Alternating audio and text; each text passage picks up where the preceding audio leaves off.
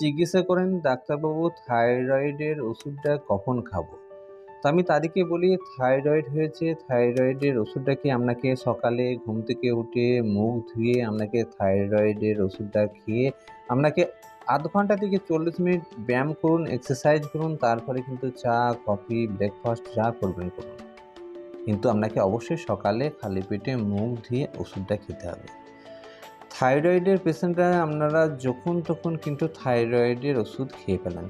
কিন্তু সেরকম করলে চলবে না। সে ১ দিন ২ দিন আপনারা ওরকম করে যখন তখন খেয়ে নিতে পারেন। কিন্তু রেগুলার থাইরয়েডের ওষুধ কিন্তু যখন তখন খাবেন না। অনেকেই আবার জিজ্ঞাসা করেন ডাক্তারবাবু সকালে ঘুম থেকে উঠে আমি খাবার খেতে, খেতে কিন্তু আমি অফিসে বেরিয়ে যাই বা ডিউটিতে বেরিয়ে যাই।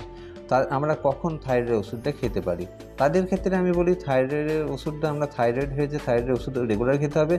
আপনাকে রাত্রের দিকে ডিনার করার ম্যাক্সিমাম ২ ঘন্টা পরে আপনি অবশ্যই থাইরয়েডের ওষুধটা খেতে পারবেন।